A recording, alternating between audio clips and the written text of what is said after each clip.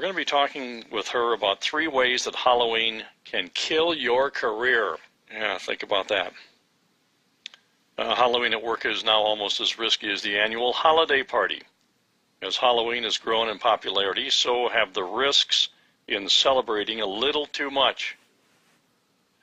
And before you comment, Reid says she knows that she enjoys Halloween as much as the next guy. Walking around in the evening and watching the excitement of the kids is always fun. It's the adults in the office that cause the problem. Now, the Christmas party is when you can go crazy, but not on Halloween. Why Christmas not? party is okay.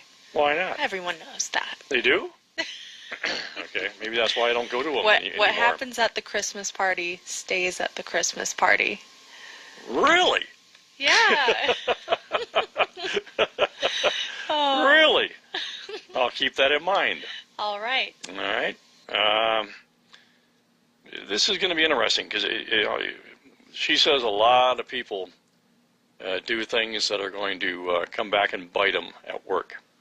It's much like the holiday party. You have a few too many drinks, and the next thing you know, you're doing really stupid things. And that'll always come back and bite you. I've seen this happen so many times over the years. People, they do bad things when they've had too many drinks. And the bosses notice that when you get out of line, whether it's a Halloween party or a Christmas party. When I was much younger, I didn't think of things like that. And then as I got experience, life's experience, I've just always watched. I've never been an out-of-control drinker, never have been. And boy, I'm so thankful for that. So we're going to talk with Royalyn Reid. She's a corporate trainer, and she runs a corporate training company that offers diversity and sensitivity training. Well, there's a whole other topic as well. All companies today have sensitivity training. So if you're going as a zombie, a ghoul, or a clown, and you will hear thousands of ways that Halloween could get in the way of your career. And joining us now, Royalyn Reid. Royalyn, good morning. Good morning, Al. How are you? I am doing well. So Halloween is up there with the old holiday party of what we have to be aware of, and not down too many drinks, apparently. That's a very good point, Al. We just have to look at the context we're talking about it in. That's the point. Isn't really that it? Or is it just some of the things that people wear at Halloween parties? And pretty much that's what it is. When you look at it, Al, initially when we had costume parties or parties, they were a certain kind of party, but now it's good to have fun and be funny, but we have to look at the context we're doing it in, especially around culture and cultural sensitivity, as well as in the workplace, sexual harassment. Yeah. Listen, I remember a Halloween party back in the early 80s, and one of our female colleagues, the costume she wore to the party, it was a knockout. It was unbelievable, and everybody took notice as to the skimpy attire that she was wearing. And at the time, I thought, is this going to come back and bite her? And it's one thing to look at it how we look at it on one kind of way of how we view a person. But even if you take it a step further out and look at it in the workforce, the business is about making money. They've hired a team of people that come together to work as a team, and also they want to make money.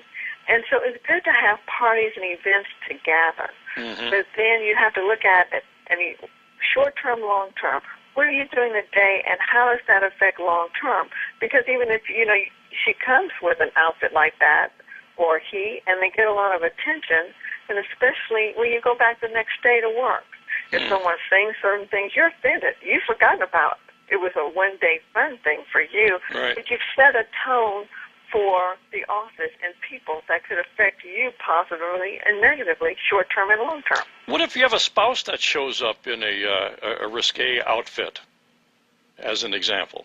Well, could that hurt your individual career? It just really depends on the company and whomever's involved and the contacts. Mm-hmm. But also, too, is we should try to help one another, because if I always say as well, you look at it, we as humans, we unconsciously run it through our filters of what's offensive to us, but we don't naturally do that to see what's offensive to other people.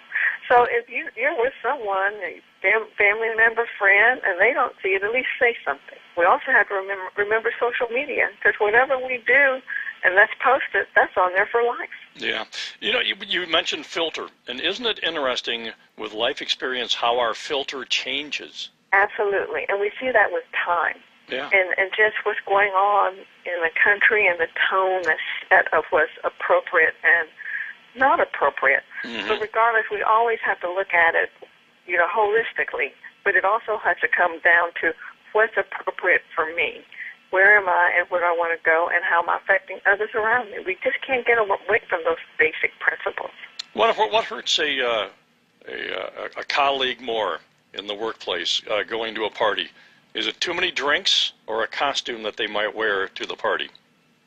It could be either one, because I think what you just described, that could potentially be a behavior where we say we, quote unquote, let our hair down. But in that environment as well, it is still basically a formal environment, because you're there to do a job. And at the end of the day, it's about the job I do. Am I moving up the ladder, and am I making money? So if that is the case, have fun, because that gathers people. Anytime we can get to know each other better, that can make our working relationship better. But also, too, we have to look at the context we're dealing with people. Are we being culturally sensitive, and is it appropriate for that environment? So what you're telling me is tomorrow I should not wear my baby Huey diaper to work. Well, that's something you definitely want to think about first. Thanks, Royalyn. Glad to be with you, Al. Take care. Bye-bye. That's Royalyn Reid. And again, she's a corporate trainer. So that leaves out the baby Huey diaper. Come on. I know you were all looking forward to seeing me in just the diaper. Not. 6:18, traffic and weather together on the 8s.